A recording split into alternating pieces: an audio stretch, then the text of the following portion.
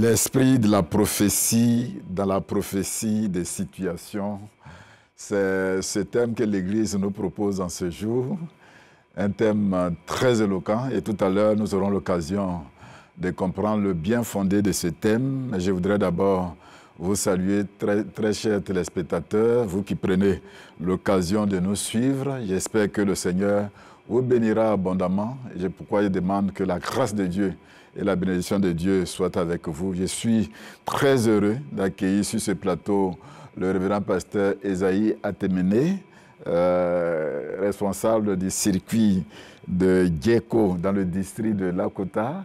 Oui. Très bientôt, il va aller dans le circuit de Orbaf parce que c'est là-bas qu'il a été affecté. C'est un honneur pour nous de vous accueillir sur ce plateau. Comment vous allez? Très bien, par la grâce de Dieu, tout va bien. Je le disais en hors antenne que c'est la toute première fois que je vous reçois sur ce plateau. Quelles sont vos impressions? Nous sommes très heureux de nous présenter ici et dire merci à l'Église et vous dire également merci. Notre joie, nous la partageons avec toute l'Église dans le nom de Jésus. Merci bien. Tout à l'heure, on reviendra à vous. Ensuite, nous recevons notre frère Ovu Kédé Gastien. Il est le catéchiste de l'Église méthodiste unie Côte d'Ivoire, Temple Trinité de Kouté. C'est bien ça. Dans le district de Yopougon. Oui. C'est un honneur aussi pour nous. Ok. Merci, pasteur. Merci de nous recevoir pour pouvoir partager, je dis comme ça, notre invitation. Je dis à tout le monde et les inviter à venir à Yopougon-Kouté. Ah d'accord, tout à l'heure, on saura la raison. Et enfin, nous recevons le frère Abobi Jacques, qui est le président des prédicateurs de l'Église méthodiste unie Côte d'Ivoire, Temple Trinité Kouté. Par ailleurs, président du comité d'organisation adjoint de leur quarantenaire. C'est aussi un honneur pour nous. Ben, nous aussi, nous sommes honorés. C'est un honneur. Concernant l'organisation, nous pensons que les choses sont en train... ça va. J'espère que tout à l'heure, vous allez me le dire. C'est pourquoi vous êtes sur ce plateau. Mais avant d'aller certainement un peu plus loin, on va demander au révérend pasteur de présenter ce mot au Seigneur, parce que si Dieu ne contrôle pas une chose, rien ne peut se faire. Révérend, conduis-nous dans la prière. Nous prions le Seigneur. Dieu tout-puissant et tout bon, nous t'élevons, nous te magnifions pour la grâce que tu nous accordes dans ce jour de nous présenter devant ta face. Pour cette émission, et pour toute publication, nous voulons nous soumettre à ta sainte volonté pour que tu nous conduises selon ta toute-puissance et par ton esprit. Fais en sorte que ce moment soit un moment agréable dans ta présence. Conduis nos paroles, conduis nos gestes et prends, Seigneur, toute autorité sur toutes choses pour que la gloire te revienne au nom de Jésus. Amen. Amen. Avec le révérend pasteur, je voudrais saluer le prédicateur André Ngo. Il est doyen, il est vraiment fatigué. Bien qu'il est fatigué, tous les dimanches, il se déplace pour venir au culte. C'est ça qui est important chez les doyens, nos anciens qui ont reçu le Seigneur. Je voudrais que la grâce de Dieu soit avec lui, qui fortifie encore ses forces. Avec lui, les jeunes prédicateurs, Joseph Gayelou. Oui. C'est lui apparemment qui, après le doyen, c'est lui qui est là. On peut vraiment l'encourager et demander que le Seigneur soit aussi avec lui. Il y a l'autre qui s'appelle Étienne Ndré, ou bien Ndré Étienne, et Naboth Dadier. Vraiment, merci pour tout ce que vous faites. Parce que Dieu, il n'est pas injuste. Dieu récompense. Si on fait véritablement son travail, vraiment, il pourvoit à nos besoins. Je voudrais saluer aussi une autre personne. Lui, il est du Cameroun. Il est Ebolava. C'est au Cameroun. C'est le frère Albert Medzui. Medzui. Medzui. J'espère que je ne coche pas son nom. Je voulais encore ce matin demander que la grâce de Dieu soit avec lui. Élevons la main pour lui dire bonjour parce que bonjour, pendant qu'on est frère, voilà. Avec lui, tous les autres frères.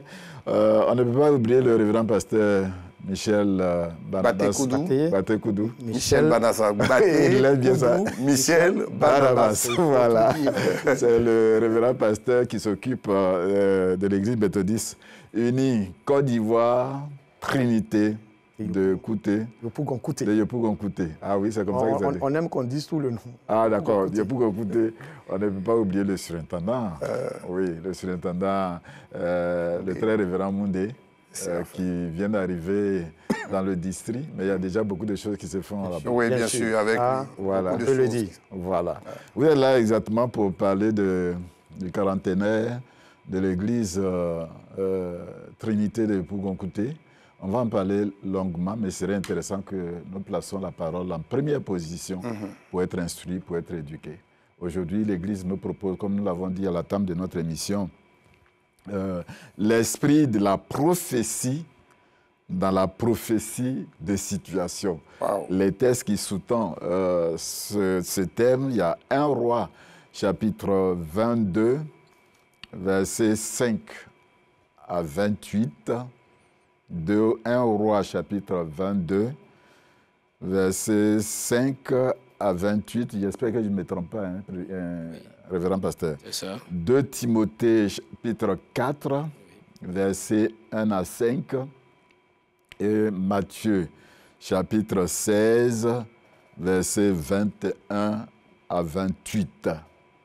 Avant d'aller à la prédication de la parole de Dieu, cet homme va nous lire un verset sur lequel il va s'appuyer parce que le texte il est long. Les méthodistes et puis tous ceux qui nous suivent, vous avez maintenant les références, vous pouvez les lire. Lui, il lira simplement le verset d'appui avant d'aller à la prédication. Mais il serait intéressant que nous puissions louer le Seigneur. Et ce matin, j'ai choisi la chorale liturgique Saint-Esprit de Blocos pour nous donner l'occasion de rendre grâce au Seigneur.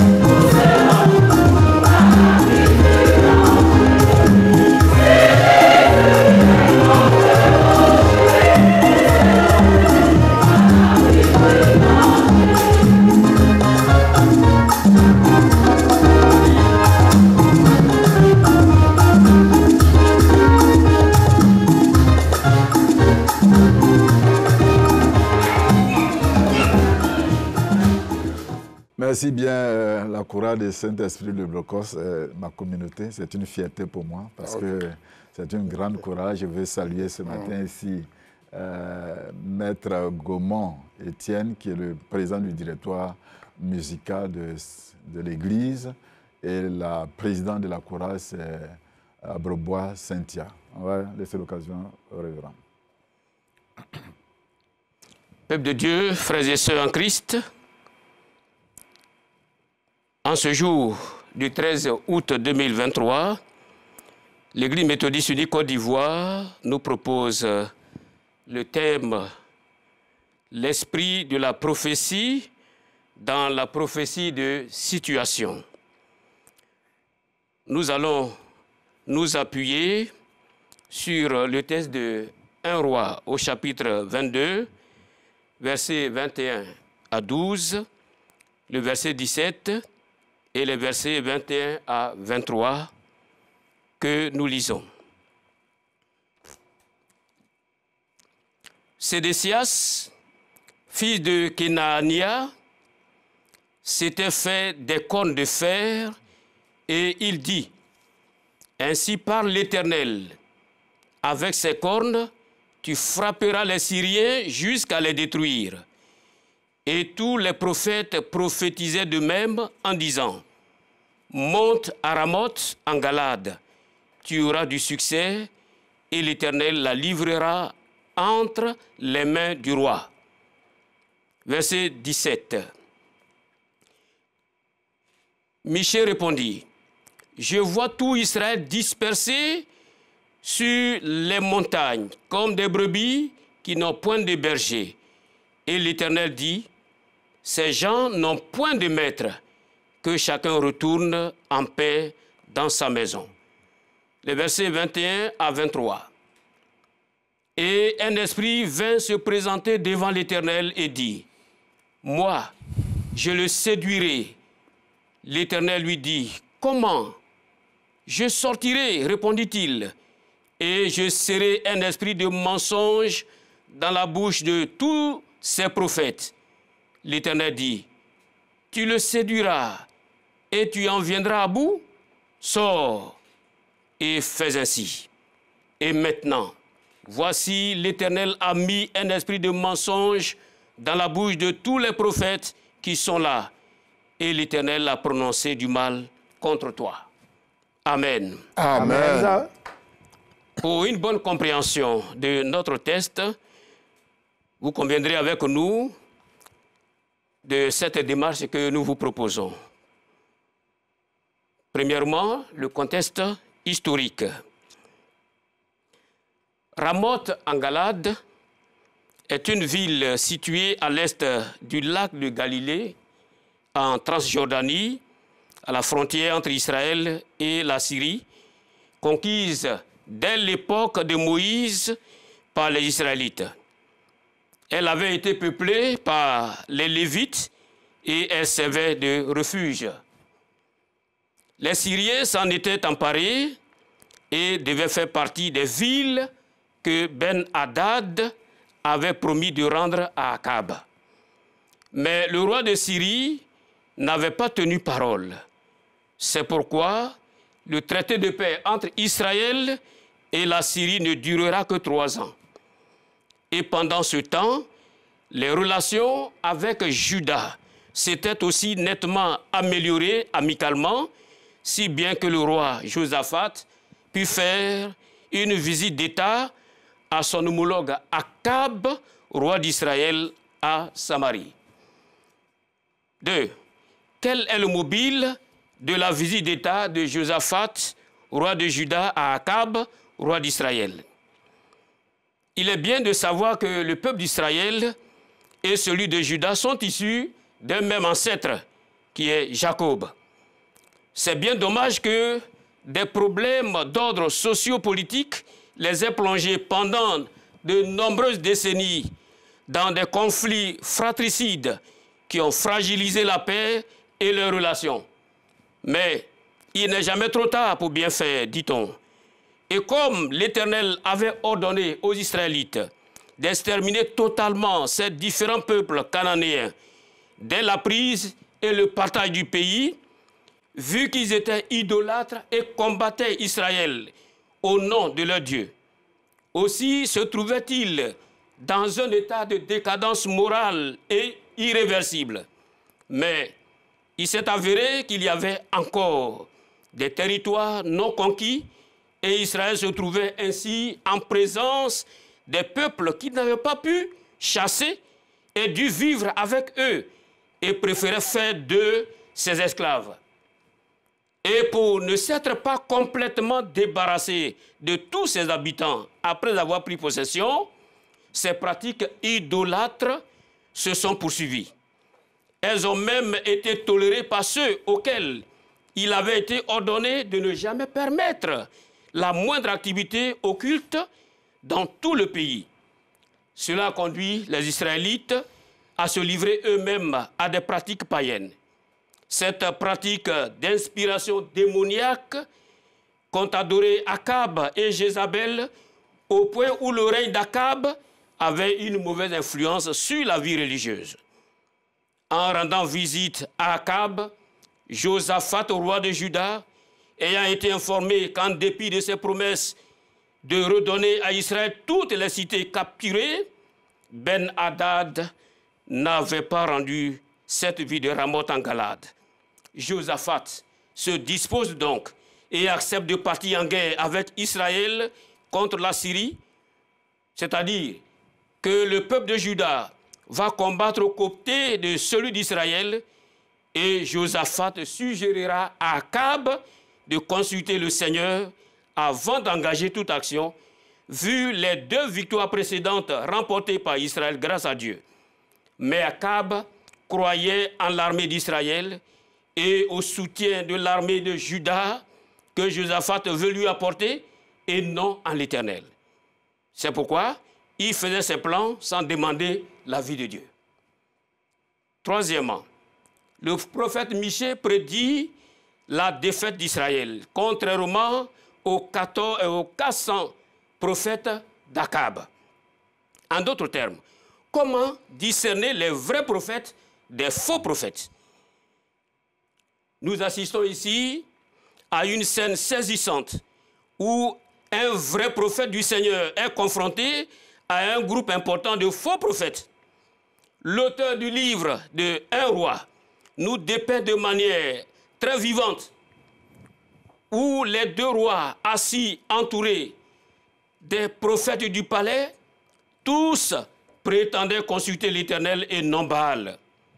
Nous relevons une opposition entre d'un côté 400 prophètes et de l'autre côté seulement Michée.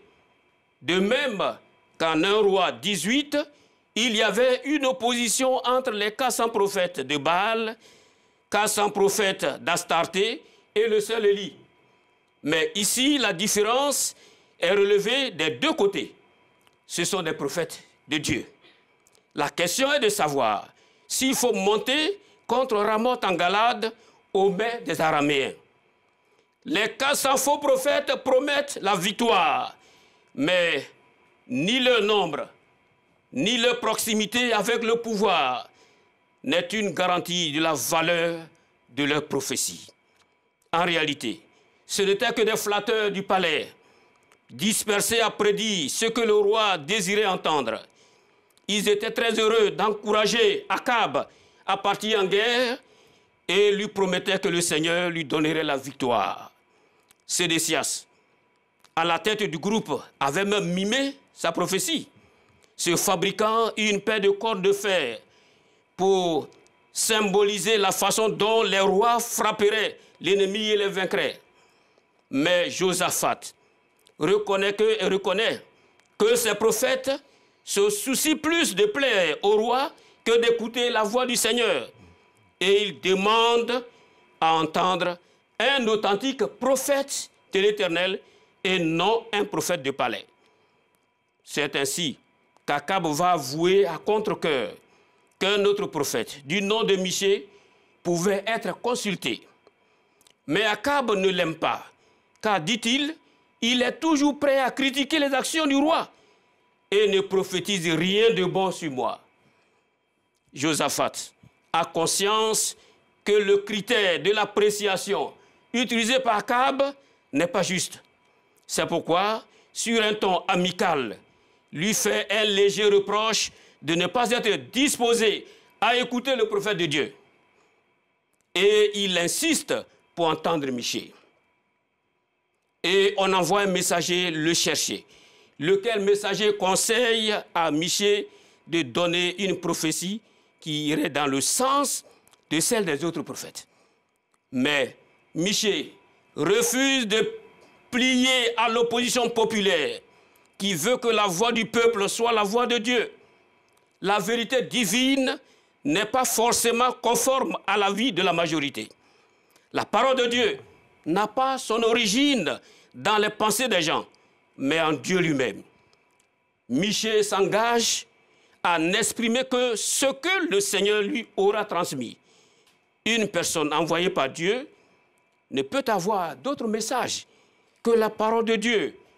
Et c'est poussé par l'Esprit de Dieu que le prophète la prononce. 2 Pierre 1, verset 20 à 21. Michée présente donc sa véritable vision à Akab au verset 17. Israël va subir une défaite. Et Michée en donne les détails. Une sorte d'assemblée s'est tenue dans le ciel, présidée par Dieu lui-même. Il a été décidé qu'un esprit de mensonge serait envoyé par le Seigneur pour tromper les prophètes d'Akab. Au verset 19 à 21. Ainsi, en un sens, les prophéties des prophètes d'Akab, aussi bien que celles de Michée, venaient de Dieu. En définitive, le message de Michée est tel que l'Éternel a décidé un malheur contre Akab. Point 4. Quel message pour nous aujourd'hui? Comment le Seigneur peut-il envoyer un esprit de mensonge au roi de son peuple d'Israël et le punir à travers un peuple païen? Nous devons considérer toute la création comme un instrument de Dieu pour l'accomplissement de son plan. Aux uns, il envoie un ange de lumière pour leur montrer le chemin, tandis qu'aux autres, un esprit de mensonge pour obscurcir leur cœur. Tel est le cas d'Akab, que l'Éternel a envoyé un mauvais esprit, et ce, pour souligner la souveraineté de Dieu sur le mal. Ici, le mauvais esprit trouve un terrain favorable à son action en s'écassant faux prophètes en vue de déstabiliser et tourmenter Akab par les conséquences de sa désobéissance et être rejeté par Dieu. Akab a tourné le dos à Dieu et est devenu une proie facile pour l'ennemi. L'Esprit de Dieu s'est écarté de lui et un esprit de mensonge est installé dans sa vie à travers les faux prophètes. Et sa haine contre Michée ne fait que l'éloigner de la présence de Dieu. C'est s'enfoncer dans les ténèbres malgré le moyen d'un prophète authentique qui est Michée à lui proposer par Josaphat pour remédier à la situation. Bien-aimé, l'apôtre Paul, écrivant à Timothée, avait déjà alerté l'interlocuteur sur les difficultés d'un temps à venir. Et c'est ce que nous vivons. L'opposition entre l'enseignement saint et le gré des désirs de l'homme, entre la grâce du Christ et le désir humain de religion. Dans des enseignements de démons où ils interdisent de se marier, prescrivant de s'abstenir d'aliments que Dieu a créés, ils détournent leurs oreilles de la vérité. Alors, vigilance pour nous les chrétiens. Les vrais prophètes sont ceux qui assistent au conseil du Seigneur. Ils reçoivent une vision complète qui aide les autres à servir Dieu. Les faux prophètes n'ont pas ce privilège. Aujourd'hui, l'Internet met un vaste choix de matériel à portée de tous ceux qui ont le désir de procurer des informations, se procurer des informations sur leur sort et leur avenir. Quand vous consultez un médium ou un voyant, quand vous commencez à vous plonger dans l'astrologie, etc., vous devenez des adeptes naïfs Vous êtes condamnés moralement, désorientés émotionnellement, corrompus spirituellement. Les forces du mal profitent pour vous embrigader sous son empire. Attention, c'est le territoire de l'ennemi. Comme les idoles de bois, de pierre, les voyants actuels nous empêchent de mettre notre confiance dans le Dieu vivant. Et ceux qui se tournent vers eux pour connaître l'avenir cherchent leur propre condamnation et les forces démoniaques ne sont que trop heureux de déverser leur pouvoir occulte dans leur cerveau. Dieu désapprouve tout contact occulte, quel que soit le motif. C'est un péché. Lévitique 19, le verset 31. Que conclure? Si nous ne sommes pas enracinés dans la parole de Dieu, si nous ne cherchons pas quotidiennement sa face pour y puiser notre force et notre assurance pour l'avenir, nous aussi, nous risquons de nous laisser séduire par le miroir aux alouettes de l'occultisme. Et sachons donc qu'on ne se moque pas de Dieu. Et nous devons apprendre à ne pas prendre à la légère notre ennemi qui est le père du mensonge. Lorsqu'il parvient à nous faire gober ses mensonges, il n'est pas loin de gagner la partie. C'est pourquoi, bien-aimés, tirons donc instruction de l'attitude de Michée. Tenons ferme pour la vérité et méfions-nous de la peste de l'ennemi. C'est un tricheur et il cherche à nous terrasser pour de bon. Amen. Amen. Nous avons été édifiés par ce message. J'étais en train d'imaginer dans les airs qu'est-ce que le révérend pasteur allait me dire par rapport à l'esprit de la prophétie, dans la prophétie des situations. Et je crois que c'est important que nous puissions nous accrocher au Seigneur parce que la vraie révélation se trouve dans le Seigneur. Merci au révérend. Et j'espère que le peuple de Dieu est très édifié. À vous aussi. Merci. Pendant qu'on s'apprête pour aller célébrer, fêter le quarantenaire de l'Église méthodiste unie Trinité de Pougon-Kouté, c'est un honneur encore pour moi de vous recevoir. L'événement en lui-même, il a certainement des bien fondés, de la motivation, et ce serait vraiment intéressant qu'on puisse aller à cela. Oui, moi je voulais dire que nous avons consulté l'Éternel. Hein. D'accord. D'accord. Au vu du message, oui. Nous avons consulté l'Éternel. L'Éternel a tout planifié pour nous. Oui. Et nous sommes, l'Éternel est en train de nous démontrer qu'il est avec nous. Et tout est en train d'aller sur les roulettes pour que la cérémonie se passe bien. Et c'est pour ça que nous sommes là. Oui, voilà. Mais en attendant le révérend pasteur, ça peut paraître comme si ça allait sur les roulettes alors que ce n'est pas du plan de Dieu. Mais ce n'est pas le cas. Oui, ce n'est pas le cas. Ce n'est pas le cas véritablement, ce n'est pas le cas parce que là, pour nous, je pense que nous sommes d'emblée, déjà le dimanche, nous avons eu un culte trimestriel. Avant d'arriver là, oui. Une petite histoire par rapport au temple Trinité de Pougon. Oui, mais parce que je vais vous répondre à votre question. Ah, d'accord, allez-y. Voilà. Nous avons eu un culte trimestriel qui nous a permis d'aller en profondeur avec le Seigneur, de nous rassurer que le Seigneur qui est en train de nous parler, de nous rassurer que nous sommes avec le Seigneur. Et cela s'est fait sous la houlette du surintendant du district de Yopougon. Nous avons nommé le surintendant, le très révérend Mondé Séraphin. Donc c'était pour juste répondre à votre question. Vous dire que nous avons consulté l'Éternel et l'Éternel est sûrement avec nous. D'accord, venons certainement, brièvement. Est-ce qu'on peut connaître le temple de Trinité? Bien sûr, on ne peut pas parler du temple de Trinité sans parler de sa notoriété. Le temple de Trinité qui a été, en son temps, le plus grand temple, le plus beau, qui a fait les beaux jours de l'église méthodiste même. Ah d'accord, de toute l'église méthodiste. Toute l'église méthodiste. Ah d'accord. Oui, c'était un temple très prisé de par son architecture, la façon dont il a été bâti. Et pour ça, nous bénissons toujours le nom du Seigneur pour nos dévanciers, nos papas, qui déjà, le temple, si on parle de sa construction, il faut aller voir en 72 là-bas, qui déjà ont eu cette idée de bâtir le temple tel qu'il est, au point qu'aujourd'hui, il a fait la fierté de Yopougon-Kouté. Notre temple a une belle histoire avec des hommes à l'intérieur qui ont fait du temple de Trinité Yopougon-Kouté quelque chose de valeur. Voilà. Kadeshi, vous n'étiez pas encore là, hein? Oui, je n'étais pas encore là, mais c'est l'histoire. Donc, on est entré dans l'histoire et on a compris que William Wadé Ariste est passé à Kouté. Et après son passage à Kouté, les habitants de Kouté ont délégué des gens parce qu'ils voulaient mettre en place une église. Ils ont délégué des gens qui sont allés jusqu'au Libéria pour aller faire 7 ans à apprendre avec William Wadé avant de revenir monter l'église. Ça, c'est une belle nouvelle. Hein? Oui, et puis savoir si William Wadé il était Aris. Quand ils ont retrouvé la famille a dit non, c'est un méthodiste. C'est un méthodiste. Et ils sont restés là-bas 7 ans. Et après, ils ont appris l'anglais, ils sont revenus. Et là, l'église a encore redémarré. Là, ils prêchaient même en anglais.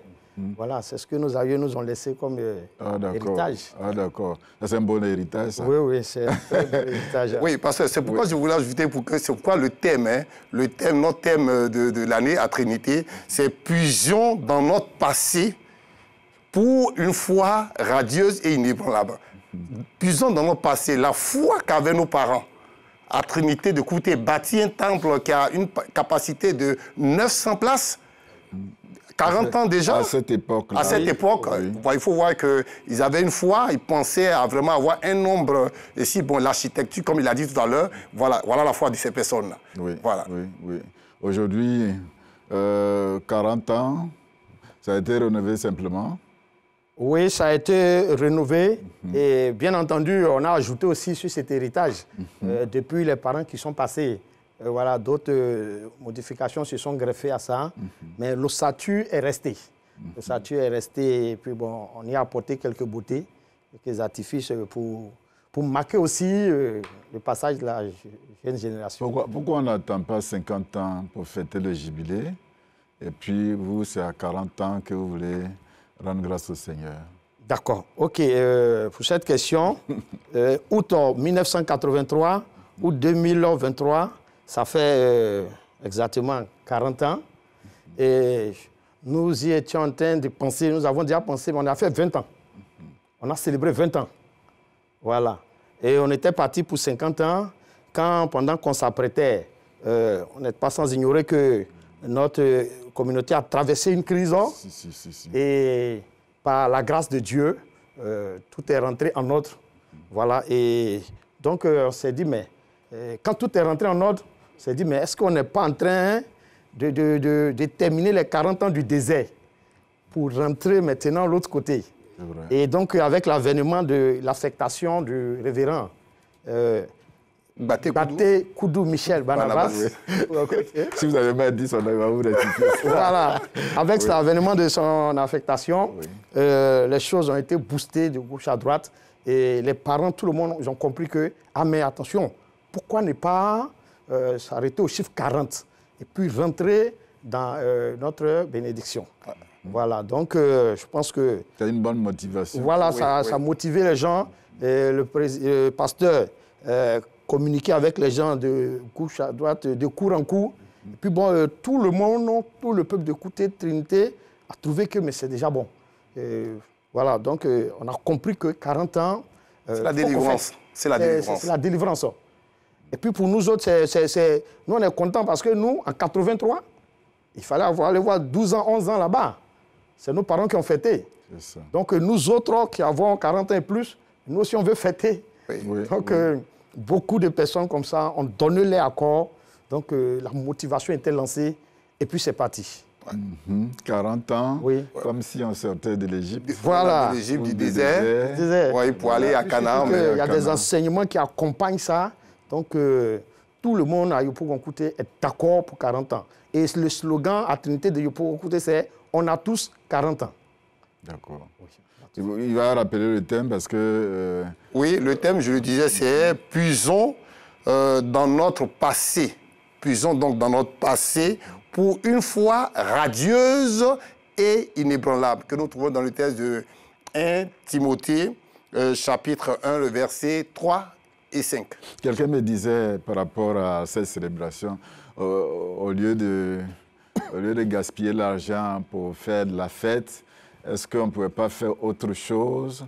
Je lui ai dit, bon, dans tous les cas, je reçois les responsables de l'Église, ils vont répondre à cette question.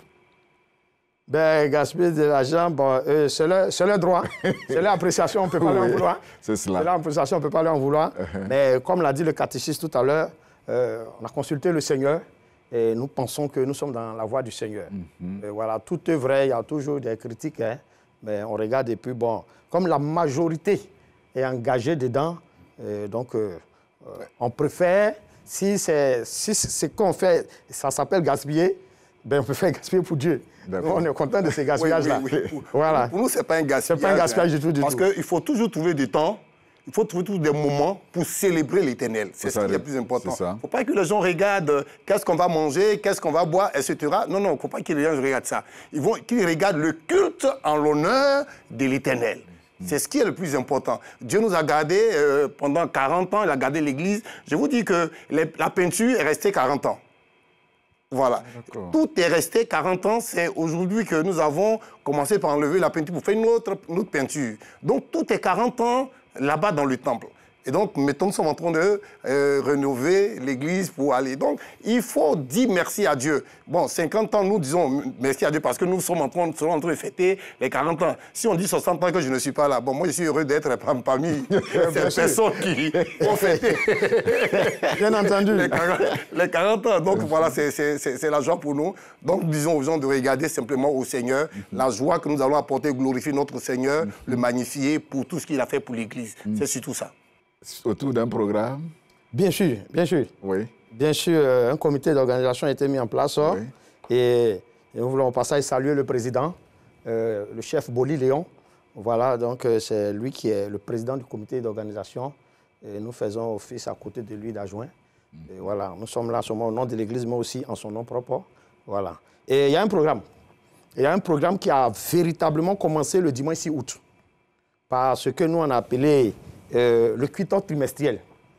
Et la particularité de ce culte trimestriel, il commence à 9h, il finit à 15h. Et là, soyez rassurés, tous les papas, tout le monde est assis, personne n'est dérangé. Voilà, et c'est un culte qui prend en compte beaucoup de louanges, beaucoup de prières, beaucoup de choses comme ça. Est-ce que j'ai bien compris? De 9h? De 9h à 15h, vous avez bien compris. Oui, d'accord. En amont, ça a été prévenu. Et tout le monde est là, même les doyens pour qui on peut craindre, mais tout le monde est là. Voilà, et c'est en jeune. Voilà, c'est un grand programme et toute la diaspora vous n'allez pas sentir la fatigue. Oui. Parce qu'il y a l'adoration, la louange, les gens sont invités. Et encore le dimanche, c'était la journée de la louange. Voilà. Alors vous comprenez que, bon voilà, le groupe musical, tout le monde était là et donc chacun pouvait vibrer pour la gloire du Seigneur. Et l'une des particularités de ce 6 août-là, c'était qu'à l'intérieur, on a présenté 30 couples. Ce qu'on appelait le couple quarantenaire. 30 couples qui vont faire bénir les mariages. Voilà. Donc, ils ont été présentés au cours de ces choses. Oui, je vais m'arrêter sur les 30 couples. 30 couples, c'est déjà 10 couples qui ont l'âge entre 25 ans et 35 ans. C'est 10 couples qui ont l'âge entre 35 ans et 50 ans. Et 10 couples qui ont l'âge entre 60 ans et plus, qui ont fait bénir.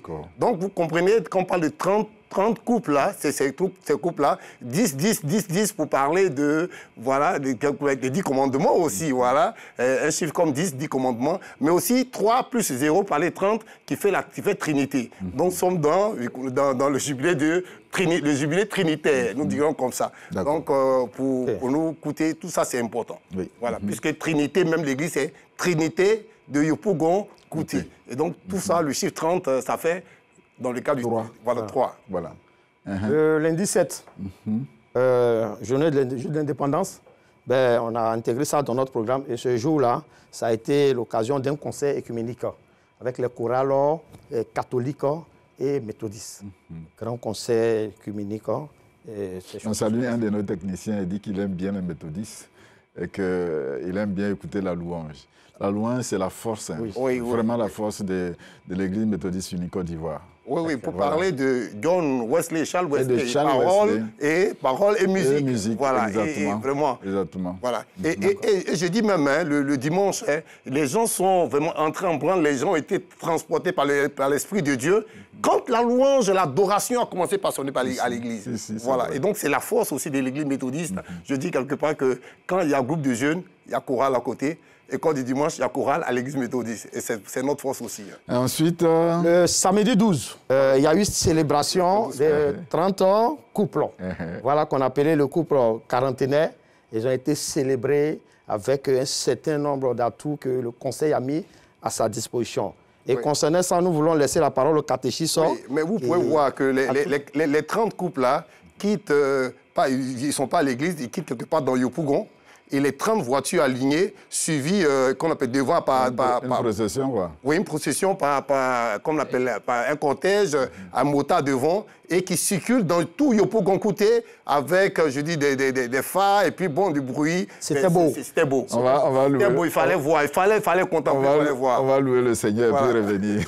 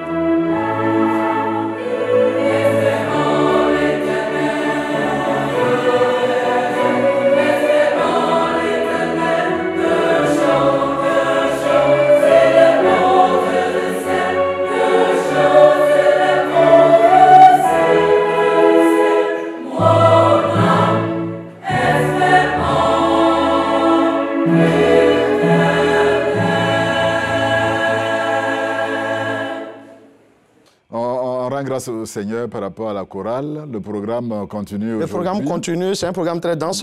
Et aujourd'hui, dimanche 13h, présentement, nous recevons l'église méthodiste d'Aféry. Aféry, oui. Azopé? Oui, Azopé. D'accord. Oui. Pourquoi vous avez s'attendait à cette question. Pourquoi vous avez fait ce choix? Justement parce qu'un de leurs fils, le papa Omer Aïba, c'est à Kouté qu'il a fait ses premiers pas dans la prédication. Il est un prédicateur plein droit des Trinités de Yopougon-Kouté. Et puis, bon, pour question de fonction, il a eu à se déplacer. Donc, pour nous, il est toujours dans nos registres. Et pour l'honorer, pour lui faire honneur, parce qu'il ne manque pas de nous visiter à chaque grande occasion, pour lui faire honneur, on a décidé d'inviter son église à notre célébration. Donc, aujourd'hui, dimanche 13h, c'est tout Aféry qui est là, avec une forte délégation. Aféry est là avec son pasteur, Aféry est là avec Sakura. Voilà, et pour faire chose. Tout à l'heure, je dirais à quelqu'un, si la personne se déplace, qu'elle arrive à Yopougon-Kouté, elle va voir un grand mât à l'entrée. C'est là qu'est posée notre grande cloche qui sonne et qui arrive, je dis comme ça, qui sonne partout dans Yopougon. Et quand on sonne, tous ceux qui sont à Yopougon sont réveillés. Voilà. Et donc ça aussi, on va faire une prière pour vraiment démarrer maintenant. Je dis, comment on fait? On dit sonner, non? Sonner la cloche. Et la particularité de ce culte qui est en train de se tenir, c'est que toutes les femmes et tous les hommes sont invités à porter les pagnons de la dédicace de 1983. Donc chacun doit fouiller dans sa malle, retrouver tous les pagnes. Il y en a beaucoup. C'était au temps du pasteur ou bien du président de l'église C'est en 1983. 83. Oui. Rappelez-nous. Oui, non, en 83, on avait 12 ans, donc là, on ne connaissait pas. On ne voyait pas le pasteur. On ne connaissait pas le pasteur. On ne voyait pas le pasteur. C'était président il y a Pas deux. l'église, on était juste... C'était président il y a deux, certainement. D'accord, ok. Voilà. Là, il y a eu au moins 5 catégories de pagnes. C'était vraiment une joie. Nos parents, tout le monde était vraiment engagé. C'est l'occasion de dire merci et de rendre grâce au Seigneur parce que c'est l'uniforme du 40 ans. Oui, Du c'est... quarantenaire. Oui. Voilà, C'est très beau. Le pagne du Très beau. Réalisateur, faites un gros plan sur ces pagnes. On ne fait pas de la publicité, mais comme on parle un peu d'uniforme, c'est pourquoi nous parlons de cela. Oui. Ensuite... Après, maintenant, on commence le le lundi 14. Parce que la fête même, c'est le 20. C'est le 20. Le 20. Ça, on est en train de... Donc, le lundi 14 déjà... On va rapidement parce qu'on n'a pas assez de... Voilà. Oui, c'est-à-dire demain. Demain déjà, vous savez, habituellement, il y a le culte matinal qui se tient à côté de 5 à 6 heures, tous les jours. Mais déjà, à partir du lundi 14 h, le culte matinal, on appelle ça maintenant, je dis Dévention l'aurore, sera animé par les pasteurs qui ont travaillé avec nous. On veut parler du très révérend André Akeso, du très révérend docteur Afi Josué, qui seront avec nous pour animer toute cette matinée-là de 5 h à 6 h. Voilà. Et le 14 août aussi, il y aura un culte particulier, puisque c'est le 14 août exactement 1983. Donc le 14, c'est vrai que ça tombe lundi, mais pour commémorer ça, à 19 h, on sera au culte avec tout le monde, les anciens pagnons, pour commémorer. Et toute la semaine, ce sera maintenant encore le culte matinal animé dans le cadre du quarantenaire. Et puis le dimanche, là, c'est le gros lot avec la communauté de Ebenezer d'Adjamé. Ils viennent, toute leur communauté, tout Adjamé sera vide ce jour-là. Vous répondez pourquoi? Pourquoi c'est Adjamé? Oui, mais c'était un choix. C'est un choix. Un choix. Un choix d'un village éveillé. Dans ces circonstances, on choisit. Et surtout que le très révérend Moundé. Bon, d'accord, ça c'est vous. Oui, bon, voilà, je dis comme ça. Pour l'honorer aussi. Voilà. Pour dire que c'est dans la voie du Seigneur. D'accord. Donc, Adjamé sera là avec son pasteur, toute la communauté sera là. Et le comité d'organisation a pris toutes les dispositions pour que vraiment, jusqu'au soir, chacun rentre sain sauf et chacun rentre béni. D'accord. Ouais. Avant de venir certainement aux appels, et puis les contacts, ceux qui veulent voir vos contacts, sur le plan spirituel, qu'est-ce qu'on gagne, catéchiste? Oui, sur le plan spirituel, c'est d'abord venir se ressoucier. Parce qu'il faut voir la foi de nos parents auparavant. Oui, voilà. Venir s'imprégner de ce qui a été fait. Voilà, pour connaître, pour aller dans l'avenir. Donc, nous voulions inviter toutes ces personnes, vous verrez, tous les pasteurs qui ont servi, chacun avec son ministère, chacun avec son onction, être à l'église. Et donc, chacun va passer dans la semaine là pour pouvoir délivrer un message de la part du Seigneur. Donc, nous voulons dire à quelqu'un qui est là, quelqu'un qui nous écoute et qui nous voit, de venir écouter. Voilà. Qu'est-ce que tu veux? Qu'est-ce que depuis le Seigneur, tu demandes au Seigneur et que tu n'arrives pas à entrer en procession? Viens écouter le matin.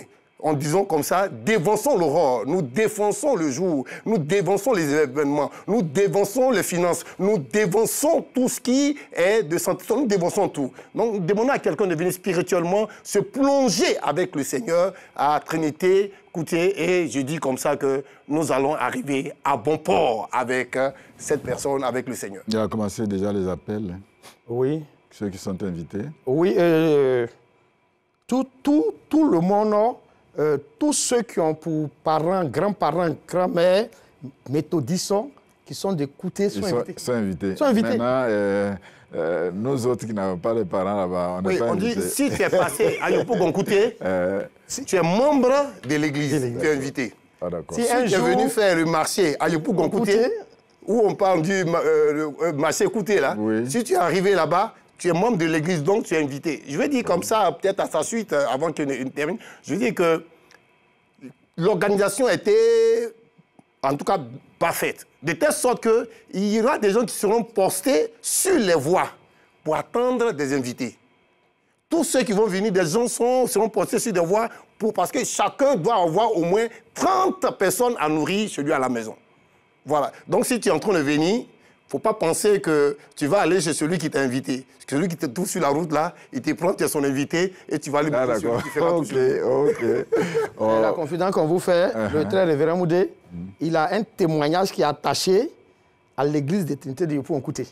Donc, vraiment, il nous rappelle ça tout le temps, que lui aussi est dans le partenaire. Il va donner ses témoignages. Il va donner son témoignage. D'accord. Si on avait envie de vous joindre, ben, on peut appeler au 01 40 ans 00 19 37. C'est le seul numéro. Ou bien au 05 45 01 07 52.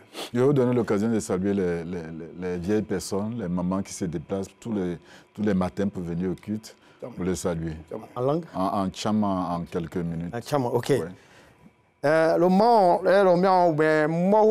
Chris akusalo meherome. Enkya Kenya kan dukwame oba gangan merome ke wetobo ke won yelo to. Anyo se sale o laonansi. Hon ake hon alankulo kompe kabre asekane. Hon lo mon bongo lo temon bongo. Hon alakupe kabre asekane. Teme nyankan otu bohon en bohon jimion. Akiro kwa ba meba adi ajototi lo yabre ko we badi nyankan bohon mebi owulo ko yi lo mo pedin dale fe nyankan bohon du nyankan bohon Chris akuswalo me breko me herome. Amen. Amen. La fête a commencé, je voudrais vraiment vous dire merci. On aura encore d'autres occasions, mais pour aujourd'hui, je crois que c'est suffisant. Les regards sont fixés sur le vin. Oui. Et j'espère que le Seigneur va conduire ce moment. Amen. On va dire merci au révérend. Au révérend pasteur. Esaïe Atemene, qui nous a donné un message très important, parce que dans les palais, il y a toujours il y a des prophètes. Les prophètes sont là pour parler de leur ventre, au lieu de donner les messages qu'il faut, souvent que ce n'est pas la même chose. Nous disons merci à notre frère et à notre ami pour le message. Certainement, on aura encore d'autres occasions parce qu'il va venir tout près de nous. Merci au catéchisme, bien habillé, comme si vous étiez des rois. Oui, Église et tradition de l'Église méthodiste unie Côte d'Ivoire. D'accord. Merci à vous. J'espère que le Seigneur nous donnera l'occasion d'être à cette fête pour glorifier le nom du Seigneur. Amen, amen. Amen. Amen, amen. Voilà. Bon, merci beaucoup.